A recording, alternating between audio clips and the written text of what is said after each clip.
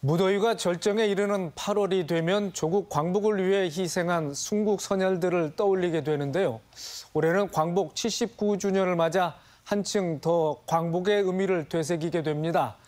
하지만 독립기념관장 임명을 두고 논란이 일면서 기념식이 반쪽 행사로 치러지는 광복절 초유의 사태가 벌어지기도 했지요. 오늘 이슈 토론에서는 광복절 79주년의 의미를 되짚어보고 과제는 무엇인지 이야기 나눠보겠습니다. 아울러 독립운동가 후손들을 위한 지원 대책 논의해보겠습니다. 세 분 모셨습니다. 이강한 광복회 전북지부장, 변은진 전주대학교 한국고전학연구소 인문한국 교수, 김재호 민족문제연구소 전북지부장입니다. 세 분 어서 오십시오. 반갑습니다. 네. 자, 이강한 지부장님, 8월 15일 광복절은 지났습니다마는 올해로 광복 79주년을 맞이했습니다.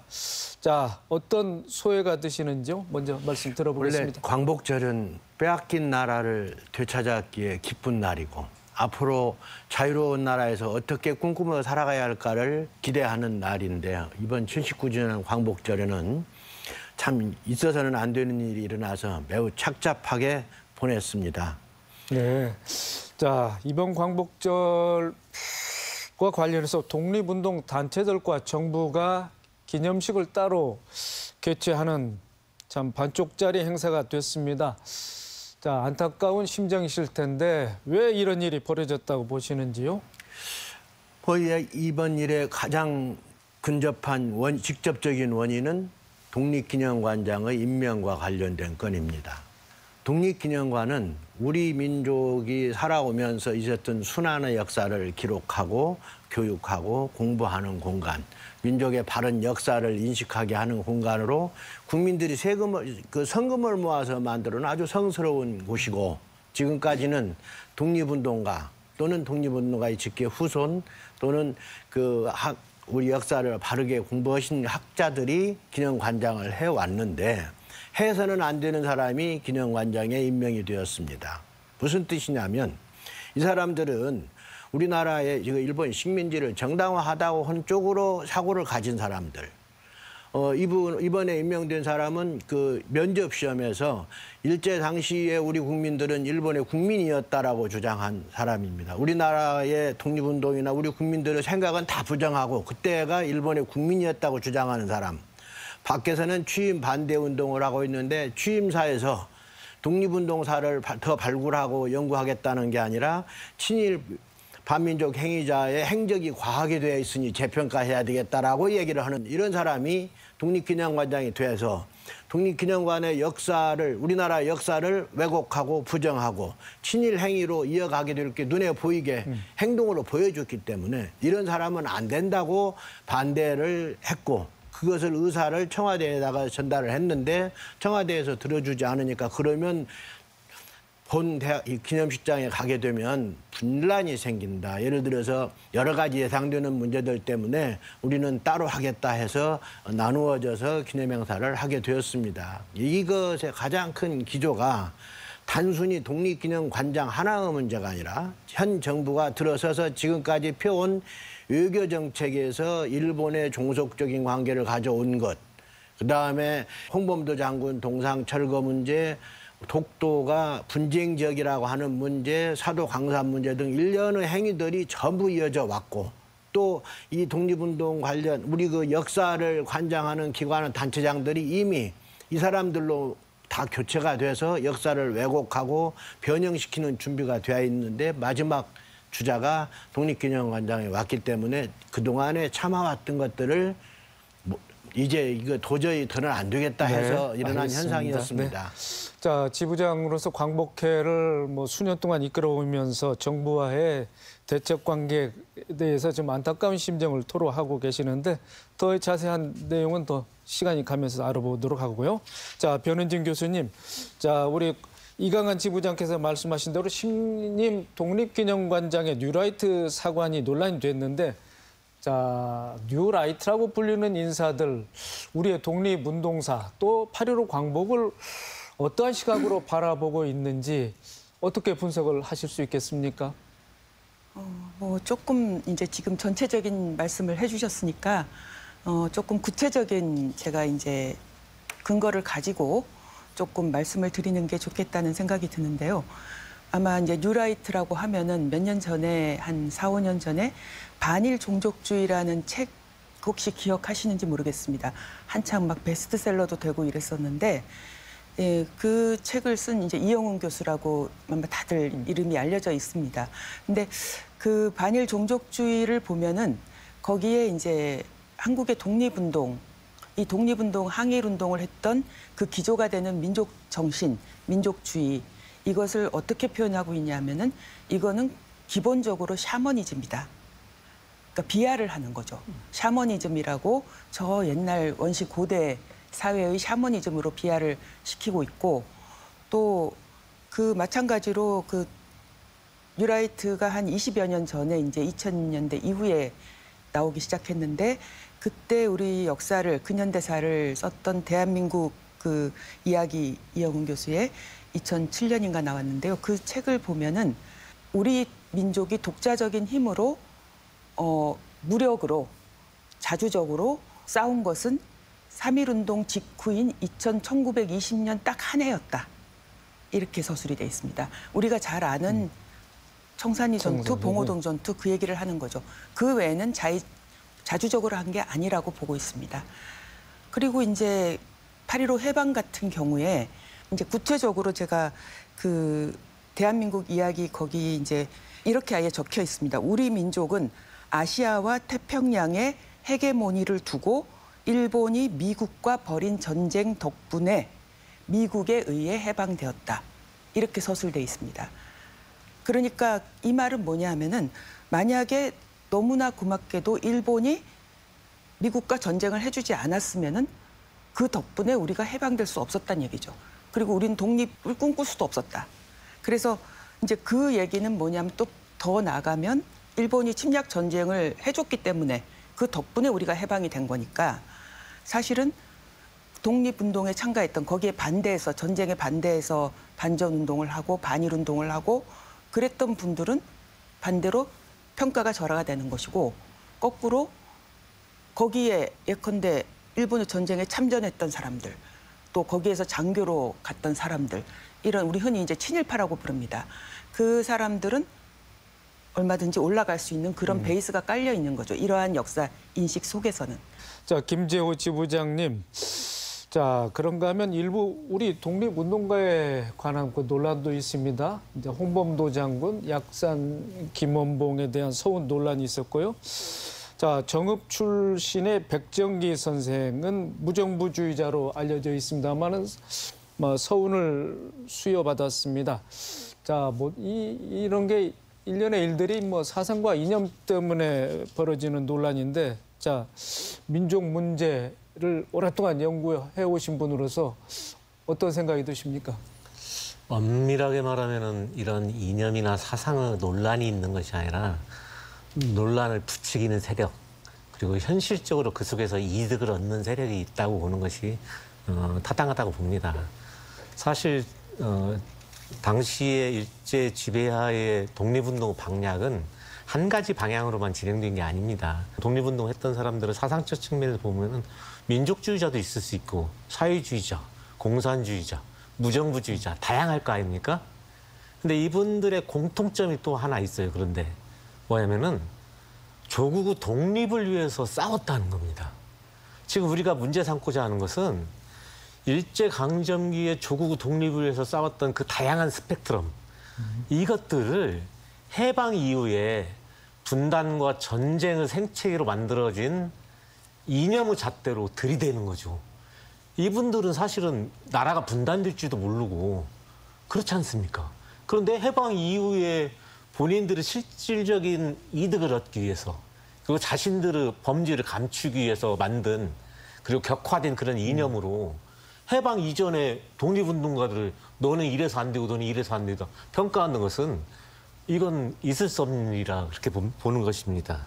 네. 독립에 대한 일념으로 운동을 해오신 독립운동가 후손들 가난 대물림에 관한 이야기가 반복되고 있습니다. 이강한 지부장님, 자, 좀 오래된 조사지만은 2015년 한국일보의 조사에 따르면은 그때 광복회 전 회원 6,830명을 대상으로 한 조사에서 자, 응답자 75%가 월 소득이 200만 원이 되지 않는다. 또 이 중에 10%는 50만 원 미만이라는 결과가 나왔는데 자, 실제 독립운동가 후손들의 생활은 어떻고 지금은 처우가 좀 달라졌는지 어떻게 보십니까? 독립운동가 후손들이 가난한 건 당연한 거죠. 왜냐하면 이미 당시 선대에서는 독립운동 한다고 나가서 싸웠거나 감시를 받아서 직업활동을 제대로 못했거나 해서 못 배웠고 그 후대도 이어져 간 과정이 그렇게 돼서 저번에 그 우리 회원님 한 분이 그런 얘기를 하시는 걸 들었는데 왜 우리 할아버지는 그렇게 있는 재산 다 털어서 바치고 이렇게 우리를 가난하게 해서 나를 이렇게 힘들게 했는지 모르겠다. 독립운동에서 얻은 게 뭐냐. 이런 얘기를 하는 후손도 있을 정도로 가난했고 또 한 분은 지금도 택시 운전을 하고 계시는 분이 있는데 택시 운전을 하면서도 대학까지 내가 공부를 지금 하고 있다는 자부심을 가지고 있습니다. 생활이 곤란하긴 한데 한 번도 독립운동가 후손들이 왜 돈 안 주느냐고 나를 보상을 해달라고 요구를 한 적이 없습니다. 우리 독립운동가 후손들은 원래가 독립운동 하신 분들이 헌신해서 나라를 찾자고 했지 내가 보상을 받겠다고 한 적이 없기 때문에 후손들도 보상을 해달라고 요구한 적이 없어. 다만 알아주라는 거죠. 이렇게 독립운동가들이 한 일을 헛되게 하고 그 일이 없는 것처럼 만들어가는 짓거리 말고 그분들이 있어서 우리가 오늘 있습니다라는 생각을 갖게 해주면 그게 고마운 건데 그 자체를 지금 지우고 없애려고 하는 이 현실이 더 무섭죠. 독립운동 하셨다는 죄로 독립운동가 후손이라고 하는데 남들한테 그 비하받는 것이 더 무섭다 이런 생각을 하고 있고요. 지금 역사를 이거 자꾸 뒤집어 가려고 하는 걸 보면서 울분이 터지는 거고 이런 분들에 대한 역사적인 기증을 제대로 해주고 실제로 발굴받고 포상받지 못한 분들을 더 찾아서 이런 분들이 많이 있어서 우리나라가 독립이 됐다라고 하는 이념을 정신을 세워줘야 된다. 저는 그렇게 생각합니다. 네, 그렇군요. 자, 그래서 지자체마다 또 정부에서 독립유공자 발굴에 지금 힘을 쓰고 있는 것 같습니다. 자, 병 교수님, 전북 지역 상황은 어떻고 또 그 발굴이 어떤 방식으로 진행돼야 되는지 좀 말씀을 해주시죠. 독립유공자로 국가보훈부에서 서운된 분이 뭐 외국인도 있습니다만 네. 포함해서 18,000여 분 정도 됩니다. 네. 그 안에서 이제 전라남북도 포함해서 한 15%가 조금 안 되는 걸로 알고 있습니다. 여러 가지를 보면서 지금 현재 또 보훈처의 이 공적 심사 같은 것들을 하는 것도 오랫동안 좀 관여를 많이 했었는데 이 전라북도 같은 경우에 상대적으로 제가 이제 연구했던 분야나 이런 것하고 비춰봤을 때 이것을 하기 위한 기본적인 작업이 너무 안 돼 있다. 보훈처에서 공적 심사를 해서 서운을 주기 위해서는 그 중요한 기초 자료들이 있어야 되고 거기에서 이제 더 많이 활동하시고 더 고초를 겪으신 분도 있지만 사실은 그 고초를 겪었다라는 것의 증거가 자료가 1차 자료로 있어야 됩니다. 이제 그런 부분들에 대한 그 조사가 제대로 진행이 안 돼 있고 정리가 안 돼 있고 또 여러 그 증언이나 이런 것들은 많이 남아 있지만 이런 부분들이 1차 자료의 발굴로 이어져 있지 않다라는 그런 문제가 좀 있을 것 같습니다. 전라북도 같은 경우. 네, 그렇군요. 자, 이강한 지부장님, 현재 독립유공자 관련 지원이 독립유공자 자녀 또는 손자녀 한 사람에게만 해당되는 거죠. 네. 자, 그런데 다른 분야는 수권자의 기록 관리가 이제 가족에게 넘어간다고 그럽니다. 때문에 지원이 좀 더 확대돼야 하지 않을까 싶은데요. 어떤 생각이십니까? 원래는 손자녀까지 이렇게 대를 이어서 할 수 있도록 돼 있었는데 박정희 정권 때 그 유신 헌법을 만들면서 이것을 정정을 해가지고 삭제를 시켜가지고 하나로만 정해졌습니다. 그래서 그 법을 지금 바꾸자고 지금 건의를 하고 있는데 나라가 이렇게 시끄러워져가지고 어렵겠습니다. 점점 더. 네. 다른 보훈단체의 국가유공자의 저기에 다 본인이거든. 거기는 이게 본인, 부인, 아들 이렇게 세 사람이 혜택을 받는데 우리는 하나로 끝나니까 이게 불공정하다 이런 것 때문에 형평에 맞게 정리를 해주라. 보훈에 관한 것은 기준이 같아야 된다. 이렇게 말씀을 드리는 것이고 뭐 굳이 그렇게 하지 않더라도 독립운동가에 대한 행적을 더 연구하고 찾아서 해줄 필요가 있다 이렇게 말씀을 드리죠. 네, 알겠습니다. 김재우 지부장님, 자 독립운동가 후손을 찾는 것 못지않게 친일 행적을 한 이들을 알린다든가 또 일제 잔재를 없애는 그런 노력이 또 중요할 것 같습니다. 민족문제연구소에서 그동안 많은 일들을 해오셨는데 그동안 어떤 성과를 이루셨는지 좀 말씀 듣고 싶습니다. 네, 저희 전라북도 민족문제연구소 전북지부가 만들어진 지는 한 거의 이제 25년 됐거든요. 그 과정에서 저희들이 이제 주로 이제 여러 친일파를 옹호하고 그들을 찬양하는 기념관이나 기념비 그리고 이런 것들을 철거하거나 아니면 단죄비를 세우는 작업들도 많이 진행을 했고요. 그다음에 공공기관에서 지금 현재 시청이나 도청, 뭐 경찰서에 걸려 있는 친일 인사들 대부분이 이제 다 간부급이겠죠. 이들의 사진들을 끌어내리는 작업들, 뭐 이런 것들 많이 했고, 그다음에 지명 바꾸는 것, 뭐 전주 미쓰비시 창업주의 호인 전주 동산동을 바꿔낸 것들, 뭐 이런 것들도 많이 진행을 했습니다. 그래서 저희가 대표적으로는 뭐 덕진공원의 김해강 시비를 철거시킨 거, 이런 거, 그다음에 뭐 기타 뭐 전주 초등학교에 있는 그런 봉안전 이것도 정리를 했고요. 그래서 일단은 민간 단체이기 때문에 저희들이 그런 많은 한계는 느끼고 있어요. 네. 그래서 이런 부분들은 이제 공적 구조화가 돼야 된다. 그래서 아니 가장 중요한 우리의 역사이고 정의인데 이것이 그리고 아직도 많은 미해결된 것들이 봉착해 있는데 이것이 바로 도나 시군 단위에 편제돼야 한다. 부서로. 그래서야 꾸준히 지속적으로 이런 활동들, 연구 활동이나 아니면은 이런 친일 청산 활동들이 책임 있게 진행될 수 있다 이렇게 봅니다. 네. 자, 우리가 익히 알고 있는 이제 문화예술인이라든가 학자, 정치인 중에서도 친일 행적이 드러난 경우가 적지 않습니다. 앞으로도 친일 행각을 가려내는 일 계속 하시겠는데 어떤 점에 좀 주력하시겠습니까? 지금 현재 친일 반민족 행위자 진상규명위원회 정부죠. 정부에서 했던 때가 1,006명 정도 이렇게 친일파라고 규정을 했었어요. 그다음에 민간단체인 민족문제연구소 같은 경우는 한 4,700여 명 이 정도가 친일파다 이렇게 얘기를 했는데 실제로 굉장히 부족하죠. 그 과정에서. 그 전북 지역 같은 경우는 지금 현재 친일 인명사전을 기준으로 본다면 118명이 등재가 돼 있습니다. 친일파로. 이런 것들 보면은 아 우리가 할 일이 많다 이렇게 생각을 하고 있고요. 이제 우리가 흔히 잘 아는 전북 지역에 이제 뭐 친일파라고 하면은 아무래도 제일 유명한 부통령까지 했던 인천 김성수, 뭐 수당 김현수, 뭐 최만식, 서정주, 그다음에 모 당의 원내대표였던 그 증조부인가요? 그 홍종철 고창에. 그다음에 문일엽 이사장을 했던 분의 증조부인가요? 문종구 군산에. 이런 분들이 다 포함되어 있고 이제 이것을 직업별로 분류를 하면은 아무래도 경찰이 가장 많고요. 그다음에 관료, 중추원, 예. 뭐 친일 단체 이런 분들이 이렇게 쭉 있습니다. 근데 실제로는 제 개인적으로는 안타깝게 생각하는 것은 현실적으로 일제 지배의 백성들이 더 학정을 받았던 것들은 사실은 말단들도 많아요.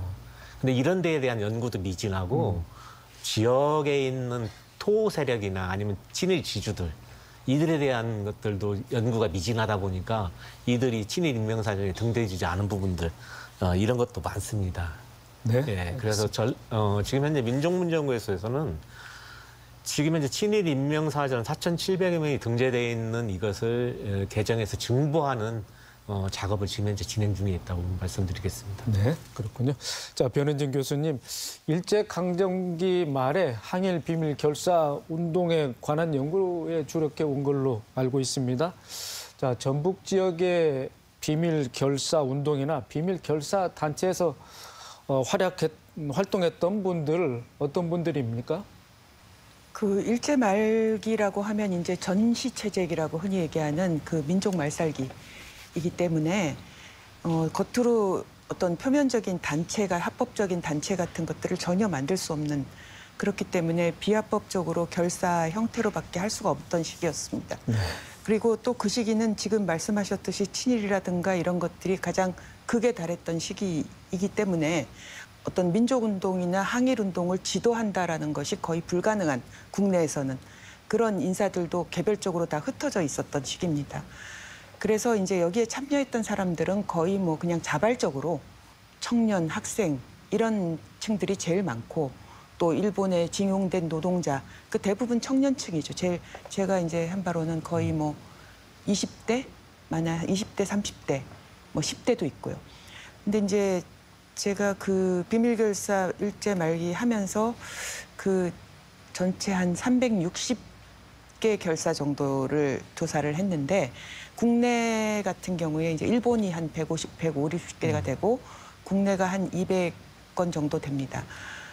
그 비밀결사를 조직하려고 시도했던 그 가운데 전라북도가 한 15건 정도가 있습니다. 그러니까 37년부터 45년 사이에 대부분 전라북도의 경우에는 이 학생들의 결사가 있는데, 문제는 이제 이분들 안타까운 것은 아까도 말씀드렸지만 이 기초자료 조사가 너무 안 돼 있어서 이분들 대다수가 아직도 서훈을 못 받고 있고 공적 입증할 수 있는 그런 것들이 좀 안타깝다고 생각이 됩니다. 그리고 과거에 이제 90년 이렇게 처음에 초창기에 그 전라북도에서 한 차례 연구를 한 적이 있었던, 조사를 한 적이 있었던 것 같은데 1990년대예요. 근데 그런 결과가 이제 예컨대 우리가 그 어떤 사건, 비밀결사 사건이 검거가 되거나 하면 여러 한 뭐 대여섯 분이 그 판결문도 남아 있을 수 있고 이런데, 그 중에 이제 한두 분만 딱 성운이 되고 나머지는 그냥 이렇게 돼 있는 이런 경우가 굉장히 전라북도에는 많습니다. 그래서 이런 것에 대한 추가 조사 이런 것도 필요하다고 생각이 됩니다. 네. 네. 알겠습니다. 자, 이강한 지부장님, 전북의 독립운동가들 중에서 꼭 우리가 기억해야 할 그런 분을 꼽을 수 있다면 어떤 분이겠습니까? 한두 분 말씀드리기 어렵습니다. 독립운동이 1895년부터 50년까지 쭉 이어져 왔기 때문에 3.1운동이 일어났을 때 참여하셨던 박준순 선생님, 백용선 선생님, 이기송 선생님 등 3.1운동 지도자들도 수만 명이 계시고, 이어져서 1920년 그 봉오동 전투에서 참모장을 하셨다고 하는 고평 선생님도 정읍 출신이시고, 1930년대에 그 이봉창, 윤봉길, 유봉창 의사의 의거와 같이 3대 의거로 봐주는 백정기 의사의 그 육상점 의거까지 해서 독립운동을 투쟁을 하셨던 분, 민족의 우리 삼의사라고 칩니다. 그래서 효창공원에 같이 계시는 유명한 분도 계시고, 그 이후로 의열 활동을 하면서 독립운동을 하셨던 분들이 뭐 김춘배, 완주의 김춘배 의사 같은 경우는 신창 함경도에서 파출소를, 지서를 털어가지고 그 사람을 찾으려고 2만 명이 동원되고 20일 동안 전국이 들썩들썩했던 사건이 있었던 분도 계시고,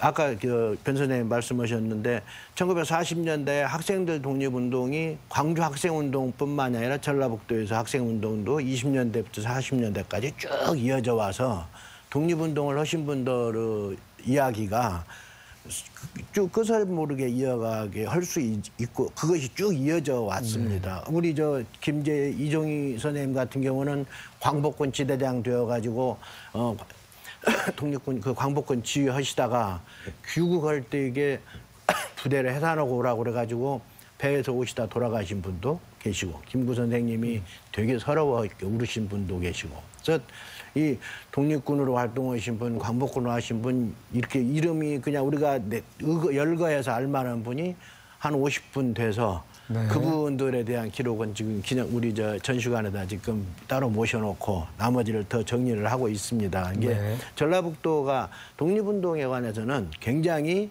의미가 깊은 곳입니다. 왜 그러냐면 호남에서 의병도 호남 의병이 전라북도에서 태인에서 시작됐고, 3.1운동도 군산에서 시작돼서 전라남북도로 이어져 갔고 의병 호남 토벌 작전에서 가장 많이 활동한 것도 전라북도의 의병이었고 이런 분들의 이야기들이 우리가 지금 다 발굴되지 못해서 좀 많이 안타깝습니다. 사실은 독립운동가를 발굴하기 위해서는 어떤 자료들을 찾고 연구를 하고 해야 되는데 본인이 신청하려면 능력이 안 되고 그러기 위해서는 자치단체에서 특정한 작업을 해줘야 됩니다. 찾아서 해줘야 되는데 그런 것들 때문에 좀 더 많은 분이 발굴돼야 한다고 생각을 합니다. 네, 알겠습니다. 자, 우리의 독립운동과 또 광복에 대해서 이렇게 토론을 하고 또 말씀 듣다 보니까 뭐 예정된 시간이 다 된 것 같습니다. 오늘 못다 하신 말씀 또 강조해 주실 말씀 듣고 이 시간 마무리하도록 하겠습니다. 먼저 김재호 지부장님. 우리가 흔히 많이 쓰는 말이 있어요. 뭐냐면은 지연된 정의는 정의가 아니다라는 표현을 많이 쓰는데 실제로 우리 한국 사회가 봉착해 있는 이런 모든 문제의 본질은 어떻게 보면 역사청산이 제대로 되지 않았다라는 데부터 출발하지 않았나 그렇게 보고요. 지금 현재 이제 우리가 이런 학교나 아니면 교육이나 여러 분야에서 공동체의 정의를 세운다는 게 뭘 얘기하는 것인지 인간과 인간 간의 관계. 우리가 그 역사를 위한 변명이라는 책에 보면 마르크 블루의 딸인가요? 아들인가요? 정확하게 기억 안 나는데 아빠한테 물어보죠. 아빠가 역사는 무엇에 쓰는 건지 나한테 설명을 해달라고 그러는데 바로 그러한 기본적인 질문부터 우리 각자가 각자에게 던질 수 있는 그리고 그것을 통해서 공동체가 좀 더 발전하고 좀 성숙된 과정으로 이렇게 밟아나가는 것이 필요하지 않는가. 지금 현재 광복절 전후에서 이렇게 논란이 되고 있는 여러 역사 전쟁도 바로 이러한 것들에 대해서 우리가 그동안에 철저하지 못하고 제대로 준비하지 못했던 결과물이 이렇게 나오지 않았는가 그런 생각도 듭니다. 네, 변은진 교수님. 예, 지금 방금 말씀하셨다시피 이제 제가 지금 오늘도 여러 얘기를 듣다 보니까 어쨌든 가장 중요한 것은 역사 인식이라는 생각이 듭니다. 근데 이제 이 역사 인식이 우리도 문제지만 결국은 이제 앞으로 우리 후세대 이 아주 중요하다고 생각되는데 그 속에서 이제 역사 인식이 어떻게 가져갈 수 있을 것인가 하는 문제가 중요할 것 같습니다. 어제 저희 학교에서 이제 광주에 있는 한국학 호남진흥원에서 와서 이제 심포지움 같은 거를 했는데 주제가 지역학이었습니다. 근데 광주 같은 경우에는 뭐 그 후세대들 초등학생들 중학교 저학년들을 위한 이렇게 과거사라든가 역사를 기본적으로 공부하고 체험해야 되는 것이 의무사항으로 의회의 조례로 8개나 만들어져 있었습니다. 근데 전라북도는 과연 어떤가 제가 잘 모를 수도 있겠지만 비교가 좀 된다는 생각을 했었습니다. 그래서 그런 것들이 필요하다고 생각되고 그리고 이제 이러한 제대로 된 역사 교육을 위해서는 아까 말씀드렸듯이 가장 중요한 것은 지금 독립유공자들을 제대로 발굴해야 되는 것도 있고 또 전주만 보더라도 예컨대 전주시 항일운동사 같은 것들은 전혀 책으로도 나와 있지 않죠. 전라북도 독립운동사 거의 책이 없습니다. 다른 지역들은 지자체가 실시된 이후에 이런 작업들이 많이 이루어졌고 저도 이제 그걸 뭐 기획부터 그 지역에 맞게끔 이렇게 해서 집필하는 작업까지 한 적이 많이 있는데 이 전라북도의 경우에는 이런 작업이 거의 되어 있지 않다라는 거. 그래서 기초적인 연구와 자료조사 이런 부분들이 뒷받침이 돼서 제대로 된 연구가 이루어져야 그것을 바탕으로 교육이 이루어질 수 있다. 이렇게 생각이 되고 그렇게 돼야 역사 인식이 바로 잡히지 않겠는가 이런 생각을 하게 됩니다. 예. 네, 자 이강한 지부장님. 네. 광복회가 광복절 행사를 나누어서 하면서 분란을 일으킨 것 아니냐 이렇게 지금 저기라고 이게 광복회장의 어떤 욕심이 있는 거 아니냐 이렇게 지금 모함을 받고 있습니다. 가장 중요한 것은 우리나라가 대한민국이 성립이 되었던 1919년 그리고 1948년 대한민국 정부 이후로 지금까지 쭉 지켜왔던 우리나라의 정책 기조. 일제의 식민 지배는 불법 있고 무효다. 그리고 우리 국민들의 생각, 그동안의 조약이나 이런 것도 강제 조약이기 때문에 무효고 그래서 일본은 여기에 대한 책임이 있고 우리가 잘못한 것이 없다. 우리는 열심히 했다는 이런 기조가 지금 뒤바꾸려고 하는 거죠. 이 뒤바뀌어지는 것이 지금 싫은 거죠. 가령 2005년도에 국적법 개정안을 국회에 제출을 했었어요. 일제시대 때 살았던 사람들, 국적이 일본이라고 주장하는 사람들 때문에 국회 법사위에서 검토하기를 그분들은 국적을 잃지 않았다. 그래서 국적을 다시 찾아낼 필요가 없다 하고 법사위에서 결정을 대한민국 국적을 그대로 가지고 있었다. 이렇게 국회가 인정을 했고 그런 것들이 지금까지 쭉 이어왔던 우리 정신이고 기조이고 어떻게 보면 나라를 빼앗겼으면 강도당한 건데 강도당한 물건을 가져가려면 지가 주인이라고 주장하는 것은 똑같은 이치죠. 우리는 빼앗겼을 뿐이지 우리가 주인이라고 인정해 준 적이 없다는 이런 역사 기조를 바꾸고 있는 사람들 때문에 생긴 일이다. 그래서 우리가 역사를 바로 세우고 지켜가야 된다는 것에 의견을 같이 해주셔야 된다는 말씀으로 드리고요. 국민들이 조용히 일어나고 있는 역사 전쟁 관심 있게 봐주셔서 아니라고 할 때는 아니다는 말을 같이 해주셨으면 좋겠습니다. 네, 오늘 세 분 말씀 고맙습니다.